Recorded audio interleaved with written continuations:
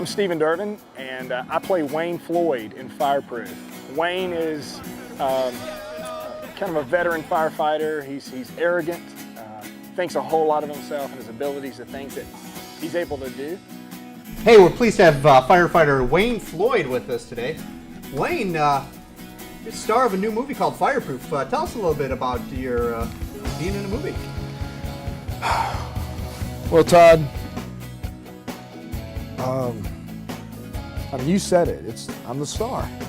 Do you have one line? Yeah, you ready? Yeah, what is it? Got it. There's only one Stephen Dervin in this whole world. Wayne won't leave you.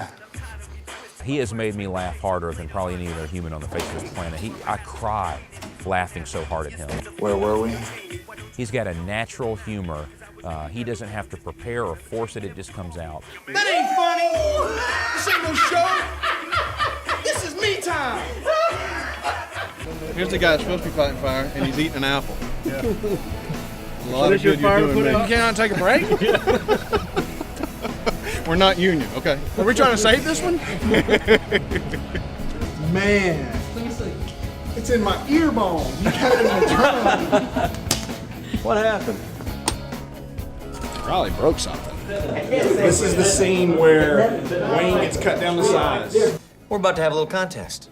We're just gonna see if Wayne really is the man. That is, if he's up to the challenge. Oh, I'm all about this. We had planned it that Kirk and I were both going to be drinking tomato juice. And the first time we did it, it was tomato juice. And then because we had to do it over and there was a gap, there was space missing in the bottle, they would go and fill it up. Well, Kirk each time was stepping out and putting more and more Tabasco sauce. He wasn't filling it back up with tomato juice. We're talking yours, not his. No. He got tomato juice, I got Tabasco sauce. And so I realized that each take, it was getting hotter and hotter and hotter. And I like Tabasco, but I like it in drops. On the fourth take, it was pretty much straight hot sauce, just straight Tabasco. And so I'm having this inner struggle as I'm acting and trying to deliver my lines and trying to hit my marks. But in my mind, I'm thinking, I've been bamboozled. Somebody has poured real hot sauce in this bottle. And so as I'm screaming in the bottle, literally because it's burning, I've built up pressure. And when I broke the seal, hot sauce shoots in my nostrils, in my eye. And when I look at Kirk and say my mouth's on fire, I meant it. I mean, I really did mean it. It was pretty dang hot. It hit the back of my throat and I thought it was Dave Nixon saying, whatever happens, just keep going. See these guys? These guys are men, firemen. And this is gonna be a great scene in the movie. These guys are gonna do some pretty amazing stuff. This is the first time we've ever worked with fire and explosions and things like that. First time Stephen's going to be set on fire, and he didn't even know that. So we're very, very excited about the day. Dude, so what was it like to drive the truck? Oh, that was the most amazing thing. I didn't think we were going to be able to, and at the last minute, Chief Carswell called in and said that we could. So really grateful to him. It makes the shot look more realistic when we come in and the cameras, the boom's already there, catching Kirk. Glad you didn't hit anything. Very glad.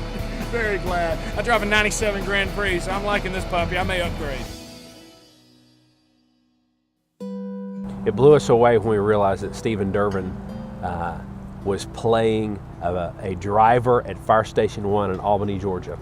And he had grown up in a home where his dad was the driver at Fire Station 1 in Albany, Georgia. The greatest childhood memory I've got is here at this station. As a kindergartner, we had a field trip here, and the school bus came up, and I was more excited than any other kid here, because obviously I knew that my father worked here. And I saw him from the back, and so I broke out of line, and I ran as fast as I could, and I jumped up, and he caught me. And it was just one of those slow motion moments that my dad just kind of swung me around, and I felt like, you know, it doesn't get any better than this. At the same time, Stephen had grown up in a home where he saw the toll and the pressure that firefighting has on a marriage. He saw that in what his dad went through. My dad and mom divorced when I was about 17 months old. I know the sting that has. I know the stigmas that I have. I know what it's like to spend the weekend, every other weekend at someone else's house and just flip-flopping back and forth. He was very passionate about getting to step in and say, I'm going to play this same role that my dad played in this movie. but also communicate what God's Word says about how to have a strong marriage. There were times as a kid I remember seeing healthy marriages and moms and dads and thinking, you know, I really want that. I want my own wife one day. I want to have my own kids one day. My wife and I, at this point, have been married right at 6 years, and we have 2 children. And I remember when Cade was born, our oldest, holding him in the window and waiting on it was the first time I'd had him by myself, waiting for Rebecca to return because I thought I was going to break something with them. They're so fragile. And I remember whispering down in his ear, "You'll never know what I knew." And part of that was my desire to have a home with a mom and a dad who loves the Lord and loves their kids, and everything else is not near as important.